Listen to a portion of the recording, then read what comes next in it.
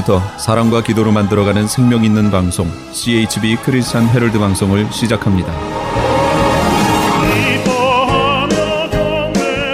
매일 새벽 4시, 매일 밤 11시 하루의 시작과 마무리를 함께하는 CHB 크리스찬 헤럴드 방송은 오늘도 성실하게 여러분 곁에 함께할 것입니다. 하나님께서 선물로 주시는 오늘 하루를 CHB 크리스찬 헤럴드 방송과 함께 소망으로 열면서 오늘도 하나님을 섬기며 영혼을 사랑하는 복된 하루가 되시기를 바랍니다.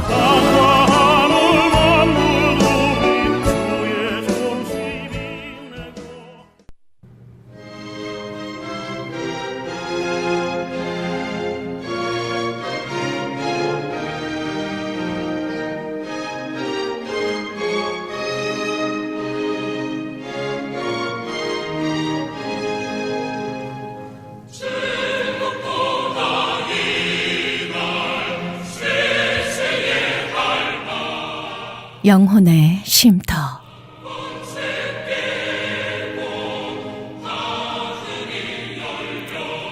영혼의 쉼터 애청자 여러분 안녕하세요. 고선미입니다. 주님 안에서 평안하시지요?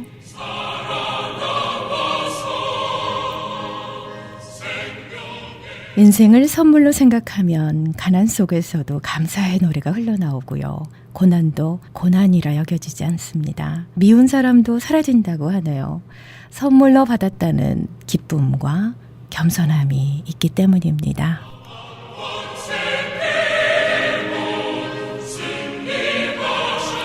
주님 주시는 기쁨으로 저와 여러분의 삶이 늘 평안하시고요. 감사의 제목들로 가득하시길 간절히 소망합니다.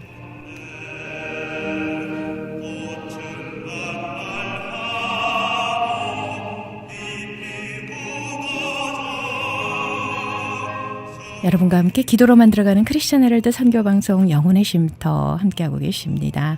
이 프로그램은 저희 웹사이트 www.chtv1888.org ch라디오를 통해 편안한 시간에 다시 들으실 수 있습니다.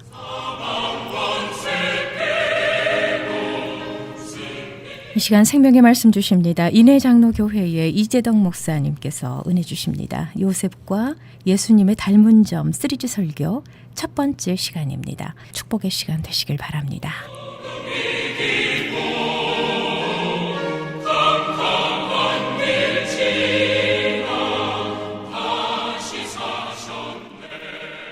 오늘도 요셉과 예수님의 동일한 점을 우리 생각해 보겠습니다. 요셉과 예수님의 동일한 점 무엇이 있는가? 요셉에게 나타난 예수 그리스도, 요셉 속에 감춰져 있는, 요셉 속에 투영되어 있는 예수 그리스도의 모습을 우리 같이 묵상하도록 하겠습니다. 요셉, 예수님의 아버지의 사랑을 받았습니다. 아버지의 사랑을 받았고, 그 다음에 형제들의 미움을 받았고, 그 다음에 아버지의 말씀에, 야곱이라고 하는 아버지의 말씀에 절대적으로 순종을 했고, 그리고 형제들에게 팔렸고, 노예로 팔렸고, 구덩이에서 건져 올려지고, 그리고 유혹을 받았고, 나중에 이제 애굽에 가서 높아지는 모습을 우리가 성경을 통해서 볼 수가 있습니다. 오늘은 높아진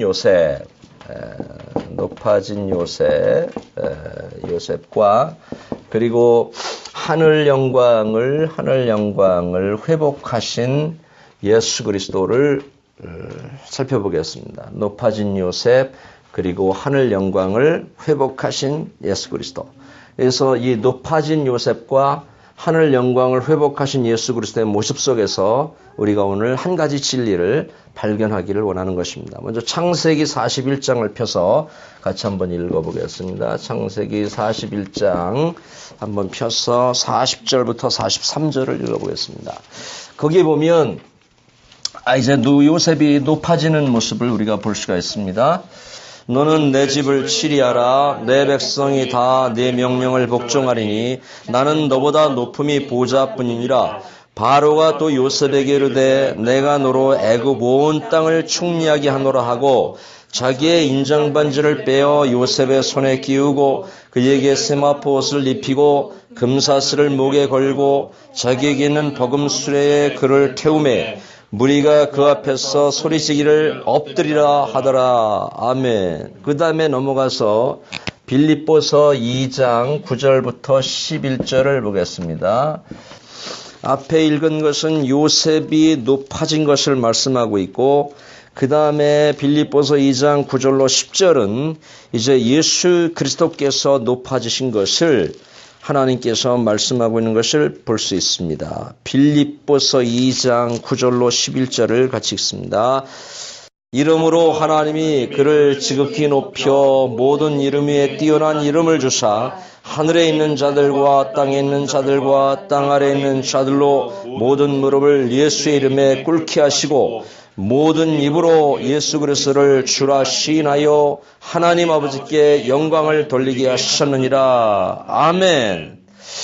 자, 앞에 읽은 창세기 41장 40절로 43절을 보니까 거기 요셉이 애굽으로 팔려간 지 13년쯤 되었을 때에 애굽에 뭐가 됩니까?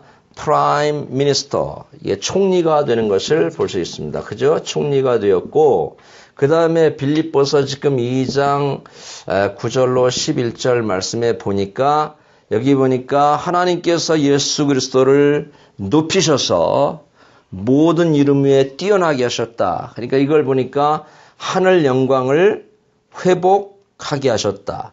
그래서 창세기 41장 40절로 43절과 빌립보서 2장의 말씀, 그 읽은 말씀을 보니까 두 말씀에 공통점이 있어요. 그렇죠? 그 공통점을 우리가 발견할 수 있어야 돼요. 그 공통점이 바로 진리예요. 진리고 그 공통점이 오늘 우리에게 주시는 하나님의 은혜인 거죠.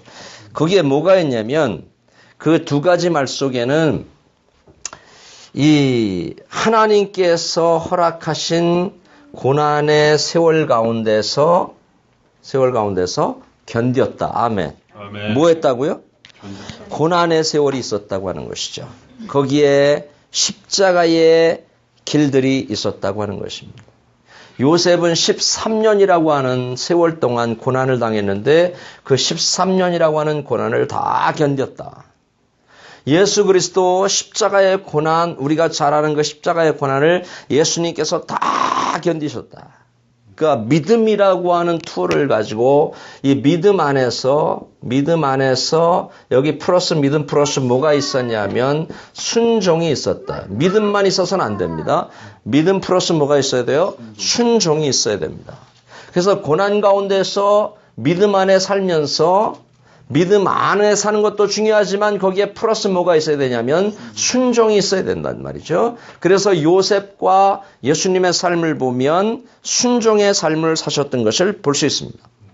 그러니까 13년이라고 하는 고난의 학교를 졸업하고 고난의 학교, 광야 학교를 거쳐야 높여주신다고 하는 진리가 말씀 속에 있어요. 아멘 할렐루야죠. 뭐가 있다고요? 고난을 견디고 십자가의 길을 걸어야 하고 광야 학교를 졸업해야 되고 고난 학교를 졸업해야 순종이라고 하는 과정을 다 이수해야 그 다음에 하나님께서 높여주신다고 하는 진리가 있다는 말이에요. 아멘이에요. 그죠? 예. 그래서 여러분 고난이라고 하는 용광로를 거쳐서 보석이 만들어지듯이 뛰어난 인물들은 다 뭘 거쳤는지 알아요? 예? 고난이라고 하는 용광로를 거쳐서 보석이 만들어지잖아요. 그죠? 당금질을 통해서 보석이 만들어지잖아요. 깎이는 고통을 통해서 보석이 만들어지지 않습니까? 진주가 만들어지는 과정도 수차례 말씀드렸지만은 그런 고난의 과정들을 통해서 이게 만들어지듯이 뛰어난 인물들은 이런 과정들을 거쳐서 만들어진다는 겁니다. 그래서 사랑하는 성도 여러분, 우리에게 있는 고난, 저에게도 있고 여러분들에게도 있는 이 고난을 지금 고난의 학교에 우리가 입학을 딱 하셨는데 광야 학교에 입학을 딱 하셨는데 믿음 안에서 순종이라고 하는 것을 통해서 이 고난의 학교, 광야 학교를 잘 이수할 수 있기를 주의 이름으로 축원합니다. 아멘. 잘 통과하세요. 이거 잘 통과해야 하나님께서 쓰시는 사람이 됩니다. 미국의 대통령이었던 존슨 대통령은 사람을 채용할 때 그 기준 한 2가지 기준이 있었다고 하는데요. 무슨 기준이 있었냐면 너무 빨리 출세한 사람은 채용을 안 했대요. 뭐 한 사람? 빨리 출세한 사람. 그 다음에 실패를 경험하지 않은 사람은 채용을 안 했대요. 사람이. 왜 그러냐면 출세를 너무 빨리 한 사람은 독선적이기 쉽기 때문에, 그리고 실패를 경험하지 않은 사람은 남의 아픔을 이해할 수 없기 때문에 이 존슨 대통령은 사람을 채용할 때 너무 빨리 출세한 사람, 그리고 실패를 경험해보지 않은 사람은 채용을 안 했다고 하는 이야기가 있습니다. 그러니까 이건 뭐냐면 고난의 학교를 졸업한 사람들만 채용했다 그 말이에요. 고난이 좋은 거예요. 아멘. 따라합니다. 고난이 좋은 겁니다. 아멘. 인생의 고난들, 인생의 날카로운 가시들을 통해서, 자, 가시가 있어요. 사도 바울에게도 뭐 있었지? 모르나? 사도 바울에게도, 그 훌륭한 사도 바울에게도 가시가 있었다고. 가시. 그지? 병이 있었다고. 그래서 사도 바울이 이것을 늘 하나님 이걸 좀 어떻게 좀 없애주세요. 그렇게 하니까 하나님께서 내 은혜가 내게 족하다. 이렇게 말씀하십니다. 오늘 우리에게 있는 모든 고난들, 인생의 가시들 하나님께서 우리에게 내 은혜가 족하다 하시면서 이 고난과 가시들을 통해서 우리의 잠자던 의식이 깨어나길 바라고 우리의 잠자던 영혼이 깨어날 수 있기를 주의 이름으로 축복합니다. 아멘. 그걸 배우자는 거지 오늘. 그냥 왔다 가지 말고 고난이라는 것을 통해서 그것을 배우자는 거지. 자, 바람 때문에 배가 가죠. 그죠? 바람 때문에 배가 가기도 하고 바람 때문에 배가 뒤집어지기도 하고 바람 때문에 비행기가 가기도 하고 바람 때문에 비행기가 떨어지기도 하고. 그럼 바람이 있어야 돼요? 없어야 돼요? 그 비행기가 가끔 한 대씩 떨어지고 가끔 배가 뒤집힌다 그래서 아예 바람 없으면 좋겠다 이렇게 말하면 안 되죠. 그죠? 우리에게 있는 고난들, 이 고난이 나쁜 것만은 아니다 그 말이에요. 이 고난을 통해서 하나님께서 우리에게 주시고자 하는 은혜가 있다. 아멘. 은혜가 있어요. 그래서 시편 기자는 말하죠.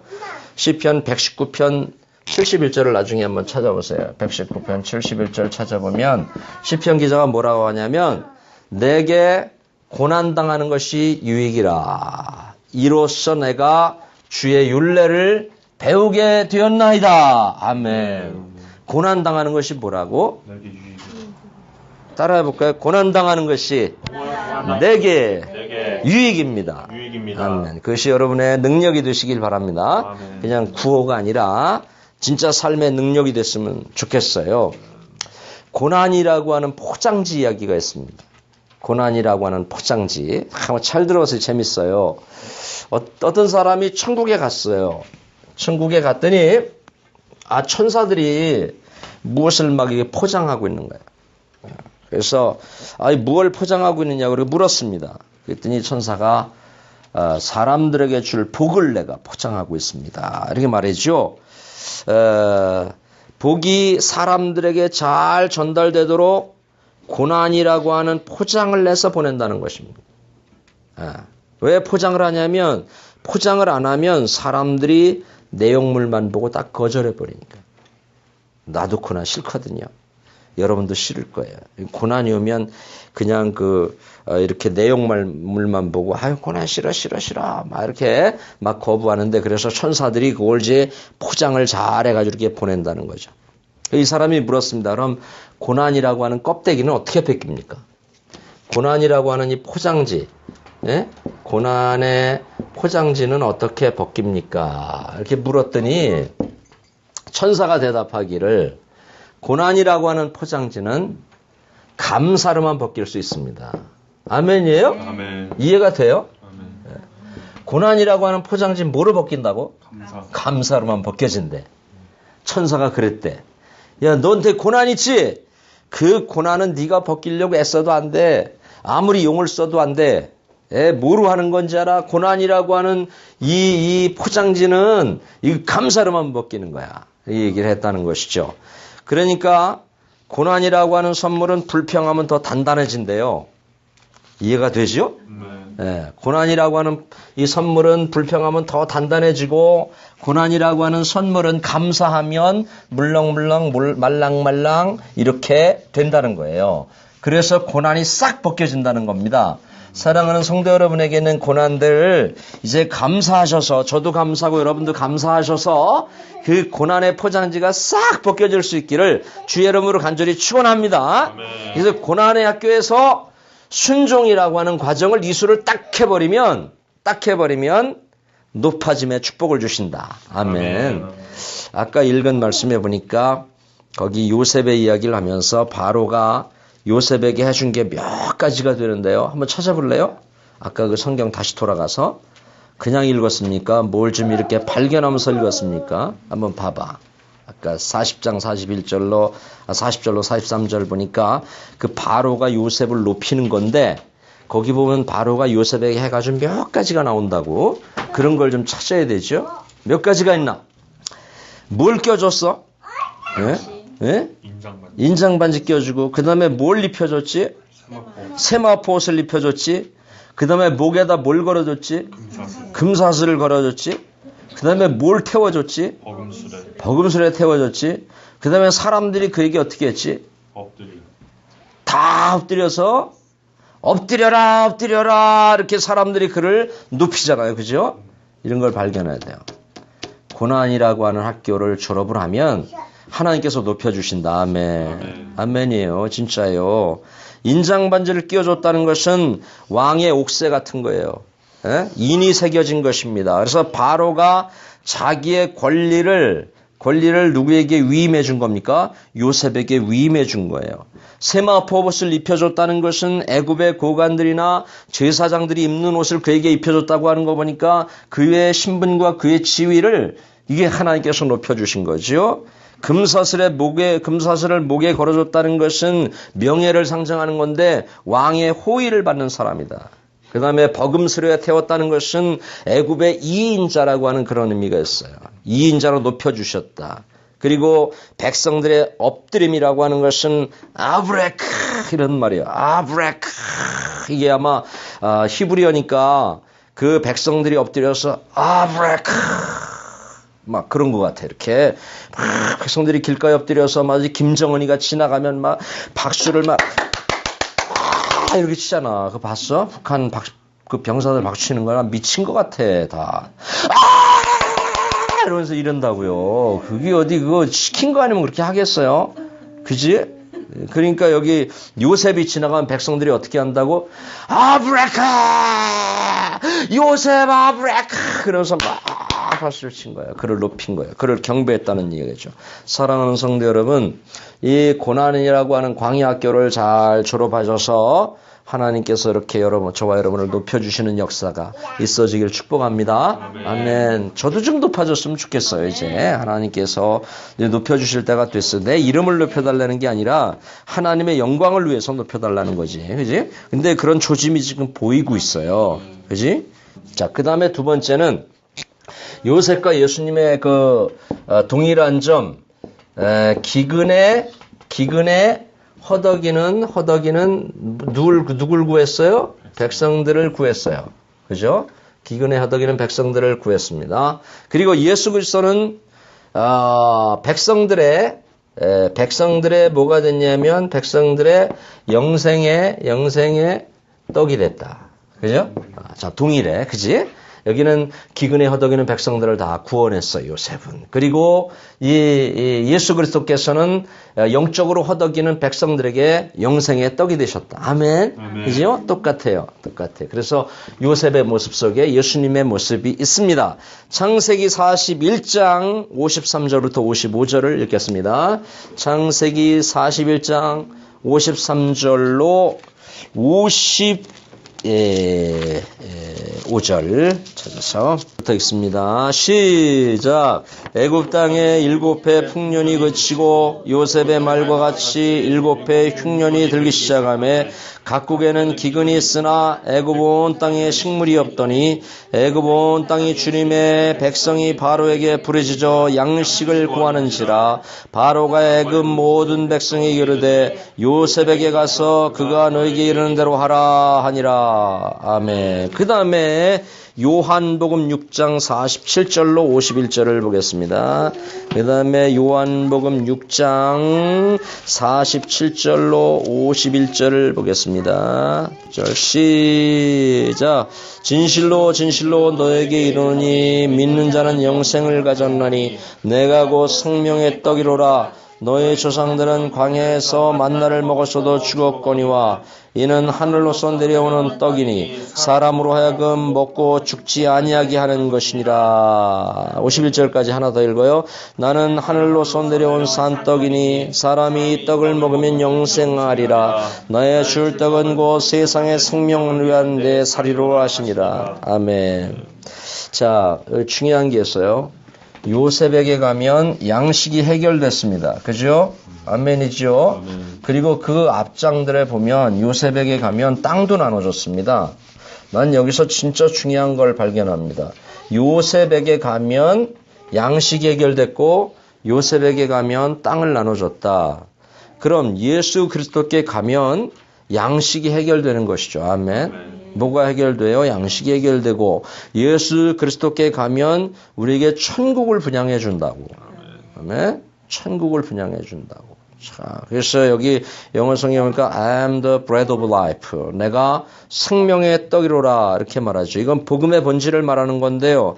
사람을 살리는 것은 양식인데 양식은 바로 예수 그리스도라는 것입니다.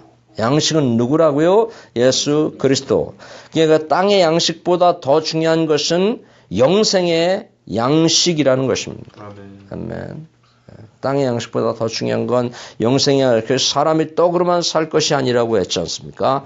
요한복음 6장 55절에 보니까 내 살은 참된 양식이요. 그랬습니다. 예수님께서. 어거스틴 같은 사람은 뭐라고 했는지 알아요? 참된 양식이란 하나님의 말씀이다 그랬어요. 따라합니다. 참된 양식이란 하나님의 말씀입니다. 하나님의 말씀입니다. 아멘. 참된 양식은 하나님의 말씀이다. 여기에 지금 읽은 창세기 41장, 요한복음 6장에 보면 거기에는 두 가지 동일성 있는 말씀이 있어요. 거기서 뭘 찾아야 되나? 공급이라고 하는 말씀을 찾아야 돼요. 두 가지 말씀 속에서 공급이라고 하는 단어를 찾을 수 있어야 돼요. 요셉도 예수님도 공급해 주시는 분으로 기록되고 있습니다.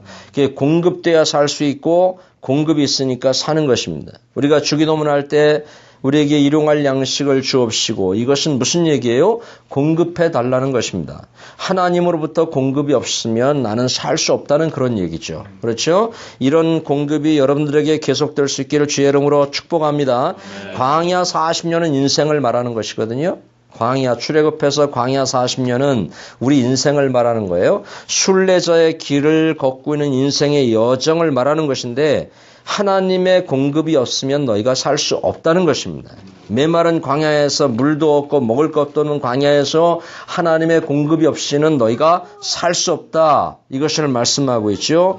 출애굽기 16장 4절을 읽어보겠습니다. 출애굽기 16장 4절 시작. 때에 여호와께서 모세에게 이르시되 보라 내가 너희를 위하여 하늘에서 양식을 비같이 내리리니 백성이 나가서 일용할 것을 날마다 거둘 것이라. 이같이 하여 그들이 나의 율법을 준행하나 아니하나 내가 시험하리라. 아멘. 자, 여기 말씀해 보니까요.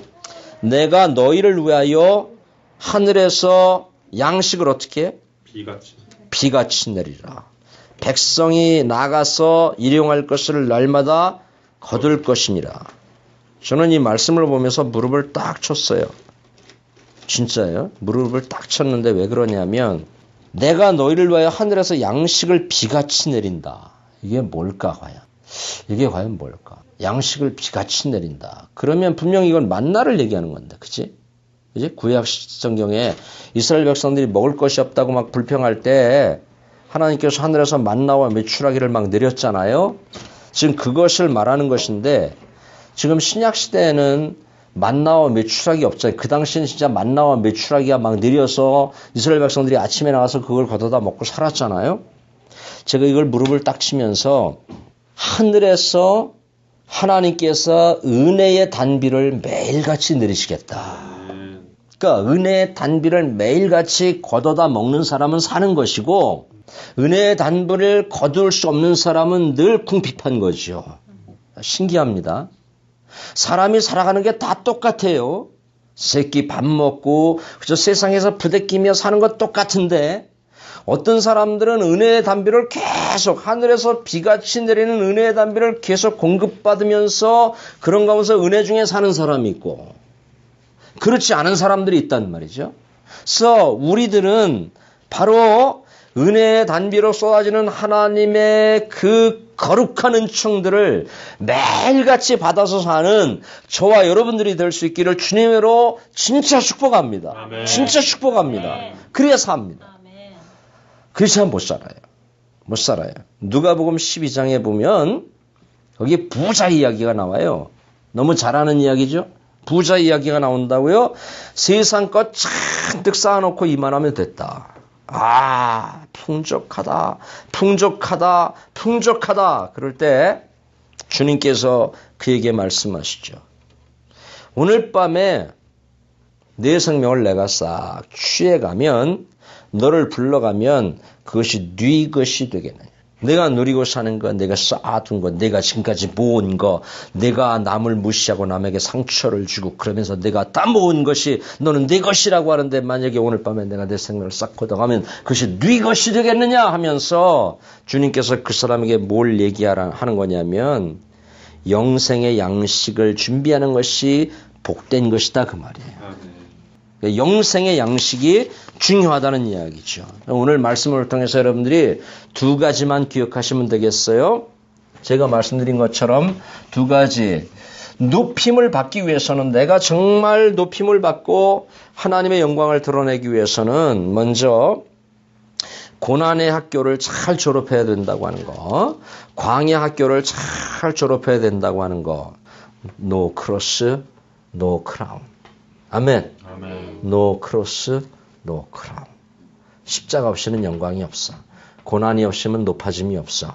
이걸 통해서 하나님께서 쓰시는 사람이 되는 것입니다. 그 다음에 두 번째 기억할 것은 영생의 양식은 누구라고요? 영생의 양식은 그리스도라는 것이죠. 요셉이 사람들에게 막 양식을 나눠줬듯이 예수님께서 생명의 떡이 돼서 사람들에게 생명을 막 공급해 주셨듯이 저와 여러분들도 받은 은혜를 가지고 그런 이 나누어주는 사람들로 하여금 풍족하게 되고 사람을 살리고 사람을 일으키고 사람을 회복시키고 그래서 하나님께서 나중에 우리를 영광의 자리에 높여주시는 그런 은총이 있으시기를 주님의 이름으로 간절히 축원합니다.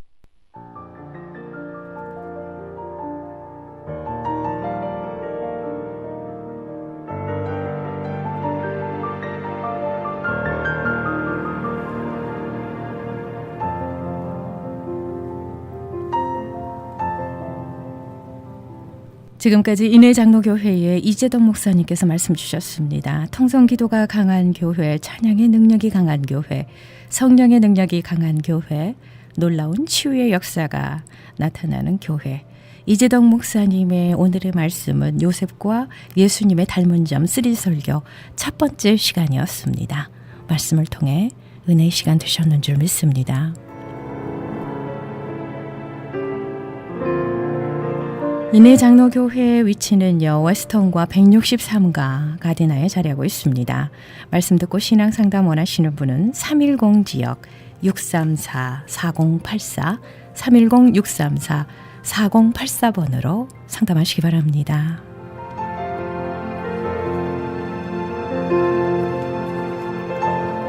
여러분께서는 저희 크리스천 헤럴드에서 보내드리는 선교방송 영혼의 쉼터 함께하고 계십니다. 미주 한인교계의 영감을 만들어 배포했던 크리스천 헤럴드가 이번에는요, 미주 한인교계의 지도자 임명사전을 만듭니다. 미주 한인교계 지도자 임명사전은 목사를 비롯한 선교사, 장로, 그리고 각종 기관의 기관장들의 인적사항을 담은 한인교계 임명록으로서 미주 한인 성도들은 물론이고요, 우리의 후손들에게도 아름다운 유산으로 남겨질 것입니다.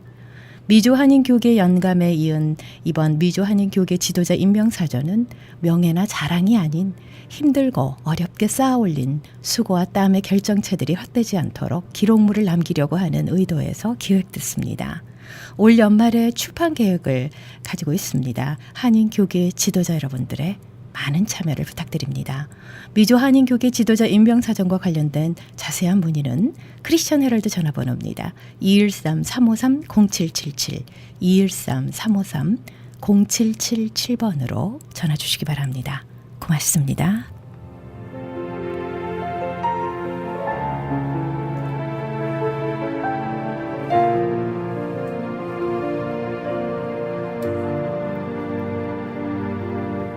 계속해서 이어지는 말씀입니다. 새 에덴교회의 소강성 목사님께서 말씀 주십니다.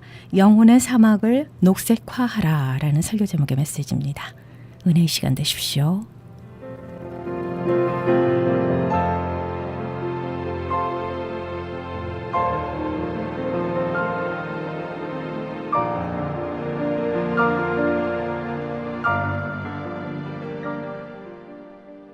여러분, 몇 년 전에 아바타라는 영화를 기억하십니까? 저도 그 영화를 봤는데 정말 깜짝 놀랐습니다. 야, 영화를 이렇게도 만드네. 자신의 대리자나 캐릭터를 사용하여 가상세계 활동을 그려내는 기가 막힌 시나리오를 보면서 문학과 영화의 경이로운 세계에 감탄을 한 적이 있습니다.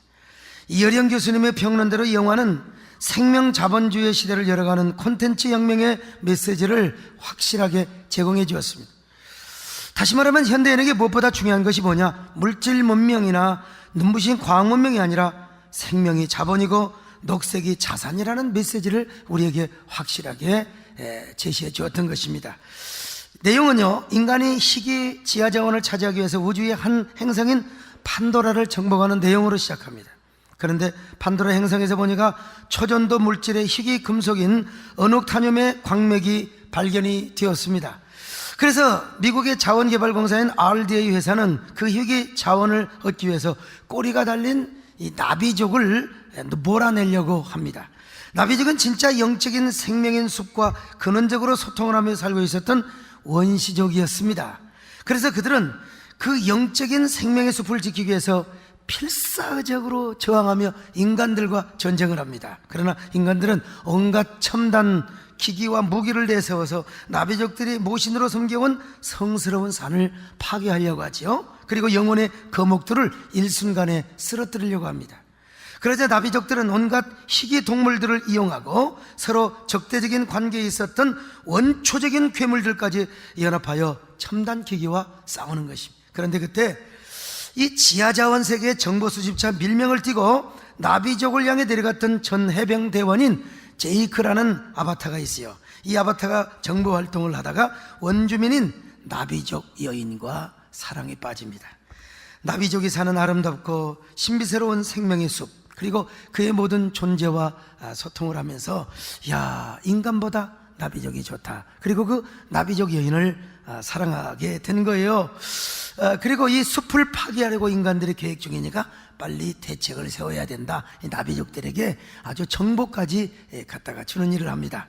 희한한 것은 관객들이 인간 편을 들어줘야 되는데 꼬리 달린 나비족 편을 들어줄 뿐만 아니라 지구를 배반한 제이크를 지지하고 성원을 하는 그런 그 심리가 이렇게 표출되지 않습니까? 저도 마찬가지고 관객들이 다 그렇게 심리 이동이 되는 걸 봅니다. 그리고 그 제이크의 아바타가 쓰러지면 깨어나기를 원하고 오히려 제이크가 싸워서 승리하기를 막 바라는 마음이 막 속에서 용수순 치는 거예요. 왜 그러느냐? 누구나 인간에게는 신비스러운 생명의 숲을 보호하고 싶은 본능이 발동이 되기 때문에 그렇다는 겁니다. 자, 왜 인간은 나비족의 숲을 빼앗으려고 했을까요? 이유는 자원 고갈 때문에 그렇습니다. 희귀 자원을 쟁취하고 빼앗기 위해서 나비족의 숲을 무너뜨리려고 했던 것입니다. 그러나 그렇게 하다가 인간뿐만 아니라 나비족도 파멸하고 인간도 파멸, 결국 공멸을 가져온다는 이런 이 충격적인 메시지를 영화가 우리에게 주었던 거예요. 이 영화는 앞으로 우리가 생명 자본주의를 표방해야만 이 인간의 세계가 살아남을 것이라는 혁명적 메시지, 산업 자본주의에서 녹색 자본주의로 혹은 생명 자본주의로 전환을 해야 우리 인간이 살 수 있다는 것입니다. 물론 이 영화가 인도의 요가적 요소, 이 뉴에이지적 색채가 띄었던 거 굉장히 유감스럽습니다. 물론 저 중국 장각에서 촬영을 했습니다만은, 그럼에도 불구하고 환경이나 기후 변화에 관심을 갖지 않으면 우리 인간의 생존이 타격을 받고 생명사회가 무너질 수 있다는 충격적 메시지를 우리에게 주었어요. 여러분, 지금 세계가 다 산성화되어 가고 있습니다. 중국 같은 경우는 심각하게 사막화가 되었어요. 그래서 황사현상이 전부 중국에서 오는 거예요. 특별히 북한 같은 경우는 땔감이 없어서 나무를 다 베어버렸습니다. 낙엽이 떨어져야, 그게 썩어야 옥토가 되고 알칼리성으로 바뀌어지게 되는 겁니다. 그런데 나무를 다 베어버리니까 땅이 산성화가 돼요. 나무를 심어도 죽습니다, 결국. 따라서 황폐되고 사막화되어 가고 있는 지구촌을 녹색화하는 것이 얼마나 중요한지 몰라 지구촌이 황폐되면 우리 인생의 이 생존이 위협을 받기 때문에 그렇습니다. 온 땅이 산성화가 되고 사막화가 되면 나무도 살지 못하고 곡식도 자라지 못합니다. 불덩이가 되어서 인간은 결국 여러분 살 수 없어요. 병들어 죽습니다. 그래서 우리 지구촌을 녹색화해야 된다. 저탄소 녹색 성장이라, 그 말이 이제 MB 정부 때부터 나왔지 않습니까? 자, 그런데 정작 정말 중요한 것이 있습니다. 그것은 바로 영혼의 사막화지요. 이 영혼의 사막화를 막아야 돼요. 땅이 산성화되고 사막화되는 것보다 더 무서운 것이 뭐냐? 영혼의 사막화입니다. 요즘 현대인은 일상적 분노를 일으키고 막 집단적 상처를 받습니다. 아무것도 아닌 거 가지고 막. 제가 한 달 전에 국가 초창기도에 설교를 했지 않습니까? 대부분 지금까지 설교했던 목사님들은 좀 성경 강해식으로 했어요. 저는 생각이 달라요. 여러분, 1년에 딱 한 번입니다. 대통령을 비롯해서 막 여러분 수많은 정적의 지도자들이 다 참석하는데, 그래도 성경에 기초하지만 성경적 세계관과 가치관을 가지고 한국교회 역할과 국가의 비전을 제시하는 설교를 여러분 해야 되지 않겠습니까? 저는 그런 주장입니다. 그래서 저는 예언자적인 안목을 가지고 조국의 독립과 건국, 근대화에 기여한 한국교회 역할을 강조했습니다. 근대 문화의 중요성, 여러분 전통 문화도 중요합니다. 민족 문화도 중요하지만 이 근대 문화, 기독교의 정신과 가치가 이 깃들어 있는 근대 문화 없이 어떻게 대한민국이라는 나라가 있을 수 있겠습니까? 그래서 근대 문화의 중요성, 한국교의 본질과 회복, 그리고 뭡니까? 대국민 화합을 통한 통일 비전에 대한 메시지를 제가 이래봬도 담대하게 했어요. 특별히 저는 대통령께 꼭 제가 하고 싶은 말씀이 있었습니다. 대통령님 들으라고. 그러나 여러분, 아무리 좋은 말을 해도 대통령께서 안 들으면 그건 다 여러분 이게 우의독경입니다. 또 들어도 저 새끼가 나한테 이런 소리를 하고 있어? 그러고 시험 들고 가시면은 여러분 국가조창기대의 역순환, 이게 뭡니까? 뭐라고 하죠? 아무튼 역기능의 역할을 하게 되는 거예요. 그래서 제가 먼저 목회에 대한 예화를 들었습니다. 이 자리에 많은 목사님들이 계시는데 목회가 신명나고 재미있을 때도 있지만 그러나 얼마나 정말 힘들고 고통스러울 때가 있습니까? 왜냐하면 교회도 여당이 있고 야당이 있고, 그리고 교회는 진보가 있고 또 보수가 있기 때문에 그렇습니다. 그러다가 때로는 안티가 생겨요. 성도들 중에 양만 있습니까? 염소도 있어요. 이 염소가요 찌럭대기처럼 착 목사를 두드려 받으면 목사도 정말 힘들다. 그러나 목사가 포용력을 가지고 정말 목회자의 제사장의 가슴을 가지고 인내심을 가지고 품고 설득하면 순한 양이 되는 것을 보지 않습니까? 자, 그런 것처럼 대통령도 이래야 됩니다 라고 하면 논리적으로는 틀린 말은 아니요. 그러나 여러분 거부 반응이 오면 안 돼요. 그래서 제가 중간에 애드리브를 좀 넣을까 말까 고민 중에 있었습니다. 분위기에 따라서 분위기 좋고 하면 이제 내가 분위기에 따라서 제가 해보려고 했던 거죠. 그런데 그날 현장 분위기가 너무 좋아 박수를 치고 아멘이 넘쳐요. 옆자리에 앉아 계신 점잖은 어른들도 할렐루야 하면 박수를 치는 거예요. 자, 그래서 제가 여러분 주책을 부린 겁니다, 여러분. 실명을 거론한 건 아니지만 사실은 세계 여러 정치인들과 우리나라 대통령을 제가 비교한 건 사실이요. 사실 육중한 몸매를 자랑하는 그런 분들도 있잖아요, 세계요.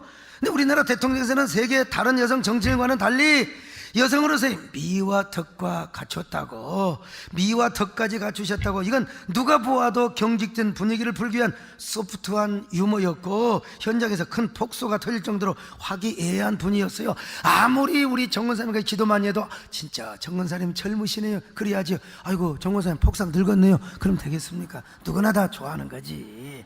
그래서 내가 하는 순간 화면을 보니까 대통령에서 이러고 웃어버렸어요. 그렇게 현장 분위기가 열린 마음이 되고 무장해제가 되었을 때 제가 이런 말씀을 드린 겁니다. 대통령께서도 따뜻한 모성애를 가지고 대통령과 뜻을 반대하는 분들까지도 끝까지 국민의 어머니로서 달래고 얼르고 품어주실 때 온 국민이 하나 되고 대한민국이 다시 비상하며 대통령께서도 성공한 지도자로 역사에 남을 것이 아니겠습니까? 제가 이렇게라도 해서 대통령께서 반대파를 품고 끌어안으면 이 정치적 선순환이 이루어지고 나는 그럴 때 국민에게 1, 2%라도 이거 뭡니까? 서비스, 섬김의 행위요 설교라고 제가 확신을 가졌어요. 그런데 뭐 그냥 이거 일부 언론과 네티즌들이 막 그것을 일부만 편집을 해가지고 트집을 잡아서 공격을 하는데, 여러분 참 희한한 게 있어요. 여러분 누가 욕을 하는데 기분 나빠할 사람이 누가 있겠어요? 근데 저는 기분이 하나도 안 나쁘다는 사실이에요. 그거 참 희한해요. 아무튼요, 그런 공격을 받아도 전혀 불쾌하거나, 아니 우리 남진쌤 뭐 내가 연예인 활동하시면서 막 공격하고 그러면 기분 나쁠 수도 있지 않습니까 말이요. 그런데 나는 전혀 불쾌하지 않아요. 오히려 넓은 마음으로 기도해주고 주여 저들을 긍휼히 모르고 하오니 저들에게도 은혜를 베풀어 주옵소서.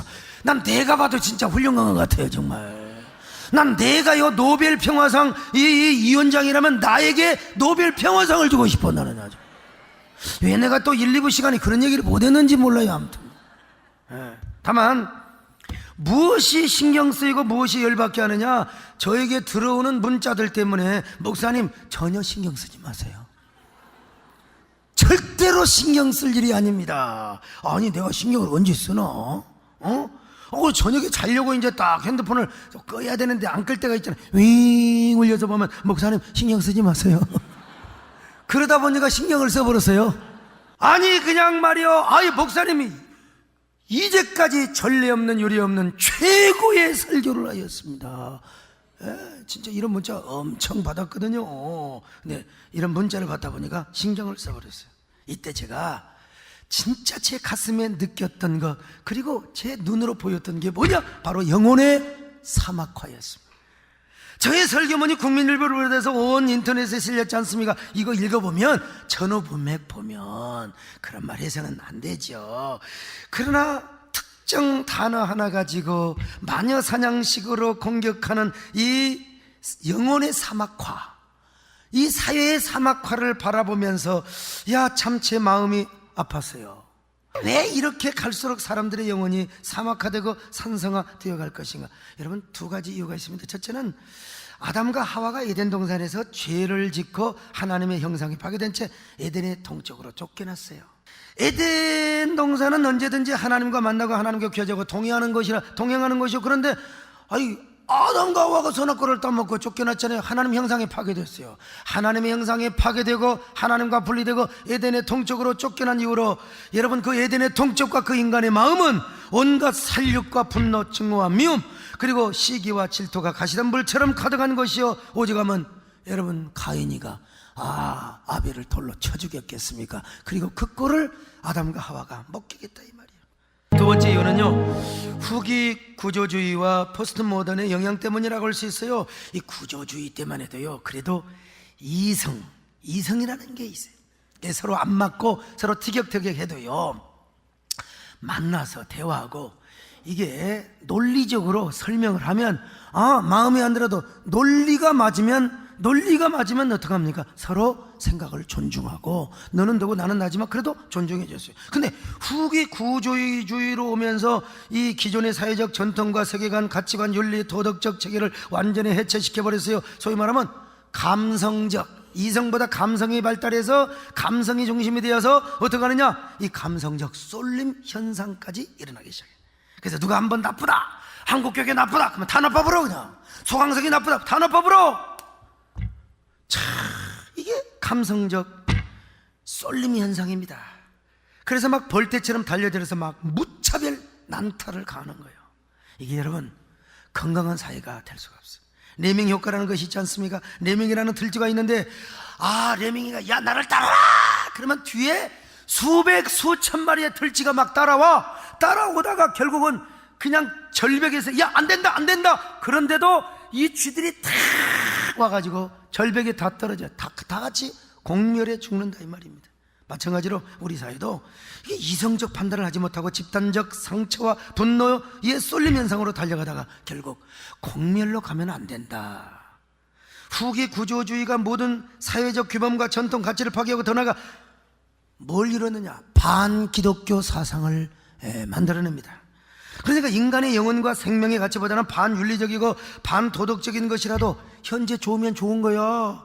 소수자의 인권 보호라는 궤변에 빠져서 동성애 등을 미워하고 확산시키려는 지경까지 오게 되었다 이 말입니다. 여러분, 현대인은요 영혼의 가치 그리고 영혼의 존엄성보다는 육체적이고 물질적인 데 가치를 둡니다. 이런 흐름이 이제는 자꾸 자신의 감성을 자꾸 이렇게 자극을 해요. 그래가지고 끄떡하면 집단적 분노를 일으키게 하고, 분노는 쏠림 현상을 일으키게 하며 결국 에덴의 동쪽의 사회를 만들어가요. 그래서 언어도 기린 언어보다는 전부 착한 언어를 쓰면서 서로 상처를 주고 언어에 흉기를 들고 막 죽이려고 한다고 하지 않습니까 여러분? 이 사회가 이렇게 막 언어 가지고 말 한마디 가지고 그러므로 우리는 이럴 때 뭘 해야 되느냐? 영혼의 사막화를 막아야 된다는 거예요. 영혼의 사막을 녹색화해야 돼요. 그것이 무엇이냐? 여러분 딱 한 가지요. 영혼을 구원하는 것입니다. 전도하는 것입니다. 여러분요, 왜 그렇습니까? 전도야말로 한 개인이 할 수 있는 영혼 구원뿐만 아니라 그 영혼 구원이 뭡니까? 생명 자본주의의 뿌리요, 그리고 그 영혼의 녹색 운동의 하나의 어떤 극치라고 이야기할 수 있어요. 이 세상에 여러분 생명보다 귀한 것이 없습니다. 그리고 생명의 근본과 뿌리가 영혼이 아니겠습니까? 그러므로 영혼의 사막을 녹색화하는 것은 오직 예수 그리스도의 복음을 전하는 것입니다. 잃어버린 영혼을 다시 찾는 것입니다. 여러분요, 잃어버린 그리고 파괴된 하나님의 형상을 회복시키는 것입니다. 바로 예수 그리스도의 복음을 전하며 전도하는 것이 영혼의 녹색운동이라는 말이 바로 여기에 있는 것입니다. 그런 의미에서 교회 재산은 넓은 땅이 아닙니다. 건물도 아닙니다. 많은 예결산도 아닙니다. 바로 교회의 진정한 자본과 재산은 구원받은 영혼이요 생명입니다. 그러니까 우리가 계속 전도를 하는 것입니다. 인근의 저 구성역 주변에 좋은 땅이 하나 나왔어요. 근데 그 땅을 우리가 사기로 사실 몇 년 전에 당회원들과 결정을 했습니다. 근데 땅 사기가 곤란해요. 이게 사실 일반 땅이 아니기 때문에 제 앞으로도 못하고 또 몇몇 개인으로 해야 돼요. 교회 앞으로 하지 못하고 그 자금 마련 전달 이거 사실 골치 아파요. 이것도 대형교회 비난받을까 싶어서 사실 못 샀는데 참 안타깝습니다. 그러나 안타까워도 우리가 안타까울수록 뭘 해야 되느냐? 우리가 더 영혼을 구원해야 될 줄로 믿습니다. 영혼이 재산입니다. 여러분, 전도가 재산입니다. 어디 교회뿐입니까? 우리 사회도 마찬가지입니다. 정말 예수를 믿고 진짜 거듭나서 제대로 하나님의 말씀을 따르는 사람이라면 어떤 경우도 사회의 사막화를 이룰 수가 없습니다. 우리는 사회를, 우리가 사는 이 시대를 에덴의 동쪽처럼 만들 수가 없습니다. 왜냐? 우리의 마음속에, 우리의 영혼 속에 미움과 증오와 살욕과 분노가 가득할 수가 없거든요. 예수 믿는 사람이 어떻게 남을 미워합니까 여러분? 이런 사람은요, 집단적인 상처나 분노에 쏠림 현상에 가담하지 않습니다. 착할 언어로 막 사람들을 막 죽이고 말이요, 그 사람들을 파멸로 몰아넣을 수가 없어요. 항상 생각하는 것이 건전합니다. 생명적입니다. 영적입니다. 정상적입니다. 여러분, 이런 사람은요, 예수 믿고 구원받아 천국 가는 거 당연하지요. 잃어버린 하나님의 영상이 회복되는 거 당연하죠. 그러나 여러분, 이 사람이 사회의 한 구성원수는 뭘 하느냐? 바로 빛과 소금의 역할을 하는 거예요. 할렐루야. 빛과 소금이요, 건강한 사회를 이루는 선순환적 존재가 된단 말입니다. 여러분요, 여러분도 이런 빛과 소금이 되시기를 바랍니다. 저 경상북도 안동에서 실제로 있었던 일입니다. 어느 날 안동에서 돈을 가장 많이 벌었다고 소문났던 집에 강도 3명이 복면을 쓰고 신방을 넣으셨어요. 금은방을 하는 집 주인이었는데 그 집에 강도 3명이 칼을 들고 와서, 세상에, 그냥 신방만 놨다가 그냥 갈 일이지, 적당히 있는 거 그냥 갖고 갈 일이지, 왜 부부를 묶어 놨습니까? 부부를 묶어 놓고, 그리고 하나밖에 없는 외동딸이 있는데 외동딸을 침대에 눕혀놓고 옷을 다 벗겼어요. 얼마나 처참한 상황입니까? 세상에, 부모로서 어떻게 그 모습을 봅니까? 강도들이 왜 딸을 강간하려고 한 줄 아세요? 신고 못하게 하려고. 신고 못하게. 그러자 아버지가 강도들에게 간청합니다. 얼마나 다급하면 이 강도놈들한테 선생님이라고 불러, 선생님들. 이 딸은 한 청년과 약혼을 한 사이입니다. 전부 금고랑 서랍이랑 뒤져보니까 한 현찰로 수표가 아니라 3천여만이 나왔어요. 큰 돈입니다, 여러분. 요즘이 아니라 옛날 얘기입니다. 옛날에는 그렇게 큰 돈인데, 근데 돈과 함께 뭐가 있냐? 감사패가 있어요. 감사패요. 가만히 보니까 거기 정창근 이사장이라는 이름이 쓰여있네. 정창근 이사장이 준 감사패요. 그분은 바로 안동교회 장로님이셨어요. 안동교회는 100년이 넘은 교회인데 지금도 안동에서 가장 큰 교회요. 아니, 병원 원장을 하면서 돈 벌어가지고 교회도 잘 섬겼지만은요, 사회복지재단을 설립하셔서 가난한 학생들에게 장학금을 주고 빈민구제를 많이 했어요. 특별히 교정선교하면서 재소자들 자녀들에게 장학금을 많이 주었습니다. 그리고 재소자들에게 직접 가서 위문을 하고, 그리고 강연도 많이 했던 분입니다. 그래서 당시 재소자들 사이에는요, 범죄인들 사이에는 정창근 장로님 하면요, 하늘과 같이 존경했어요. 이 강도들이 감사패를 보고 이 감사패를 어떻게 받았느냐고 물어보는 거예요. 제가 정창근 장로님이 운영하시는 사회복지재단에 몇 번 돈을 좀 벌어서 기부를 했더니 감사패를 주셨습니다. 그랬더니 당장 이분들에게 예의를 갖추며 인사를 하는 거예요. 고맙다고. 그리고 가지고 갈려있던 돈을 그대로 주면서, 이거 미안하지만 꼭 부탁이다, 이 정창근 장로님께 이 돈 좀 갖다 주라고 인사를 끄박하고 죄송하다고, 폐를 끼쳐서 죄송하다고, 그리고 집을 나갔습니다. 여러분, 이튿날 이 부부는 날이 새자마자 세상에 3천만 원을 들고 정창근 장로님에게 찾아갔어요. 장로님 고맙습니다. 장로님이 주신 이 감사패가 우리 가족을 살렸습니다. 그리고 내 딸을 지켜주셨습니다. 여러분, 그래서 딸은 아주 아무런 일을 당하지 않고, 그리고 시집을 잘 가게 됐어요. 소문이 짱 났습니다. 여러분, 얼마나 안동시내, 그래서 안동교회가 더 부흥을 하게 됩니다. 지금도 안동교회가 가장 큰 교회입니다. 안동 지역에서. 얼마나 감동적인 이야기입니까?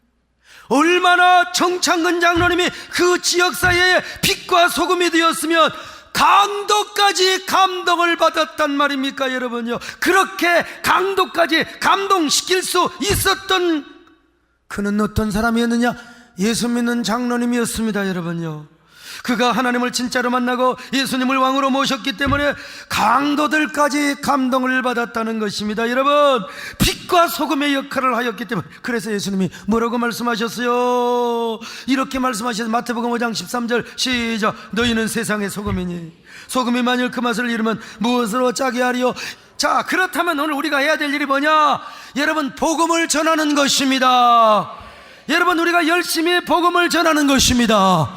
영혼을 구원하는 일입니다. 이것이야말로 뭐냐? 바로 영혼의 녹색운동이라는 것입니다. 전도야말로 어떤 의미에서 최고의 애국운동이고 건강한 사회 발전에 순기능 역할을 하는 행위라고 할 수 있습니다. 그러니 우리는 하나님의 생명운동, 거룩한 영혼구원 운동하는 것이 뭐냐?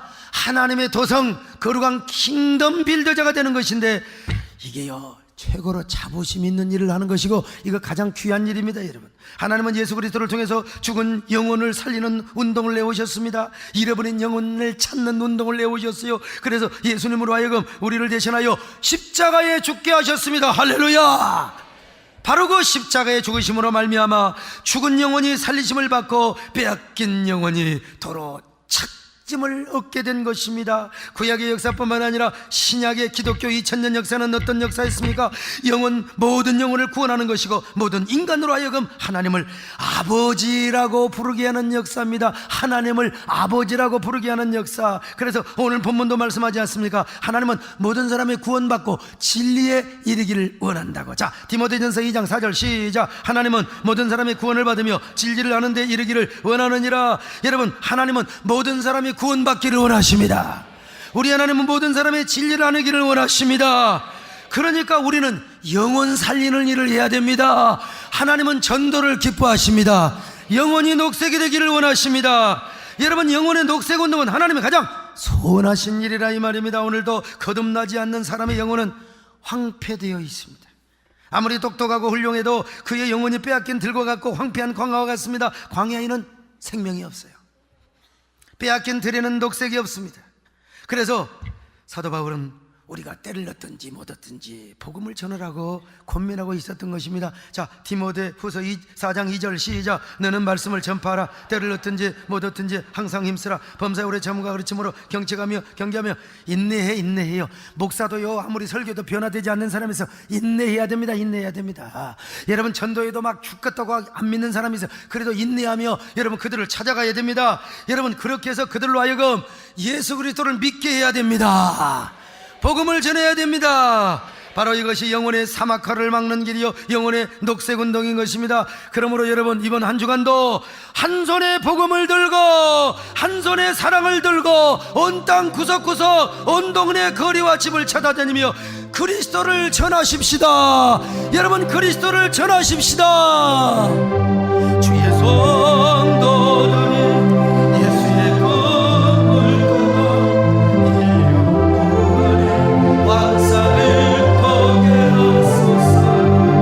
한 손에 복음 들고 한 손에 사랑을 들고 온 땅 구석구석 누이 나라되게 하소서. 그렇습니다. 여러분, 사람들이 예수를 믿고 거듭나야 황량한 광야와 같은 영혼, 저 사막 같은 영혼, 여러분, 물된 동산이요 녹색 동산으로 바뀌어지는 거예요. 이게 뭐냐? 잃어버린 하나님의 형상, 그리고 깨진 하나님의 형상을 회복하고 하나님의 자녀가 되며, 그리고 이 땅의 빛과 소금의 삶을 살아간다. 이걸 제가 좀 문학적으로, 제가 좀 수사학적으로 좀 제가 유식한 단어를 써서 영혼의 녹색 운동이라고 표현을 한 것입니다. 자, 그러니 전도가 가장 위대한 일입니다. 가장 아름다운 일입니다. 다 여러분, 우리 함께 전도하시기를 바랍니다. 영혼을 구원하시기를 바랍니다.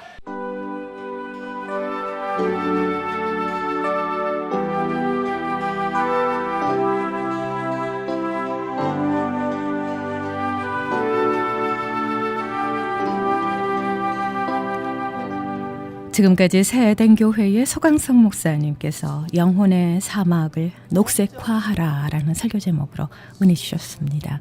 축복의 시간 되셨는 줄 믿습니다.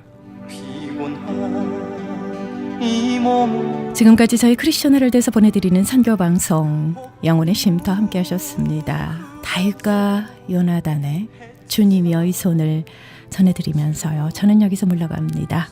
주님의 옷자락 안에서, 말씀 안에서 평안한 밤 되십시오. 샬롬.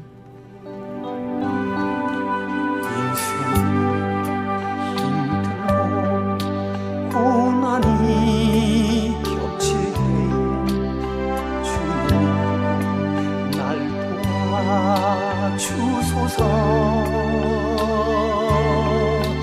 외치는 이후에 귀여운 이 시간 날 인도하소서.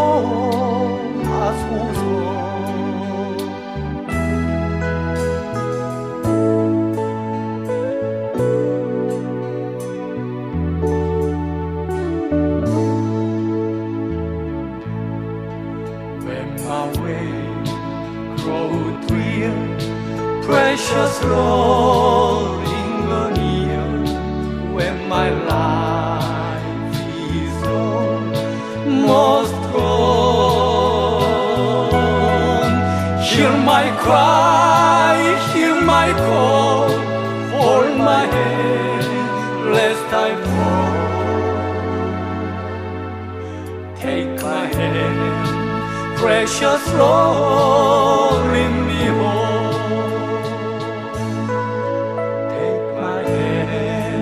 Precious Lord.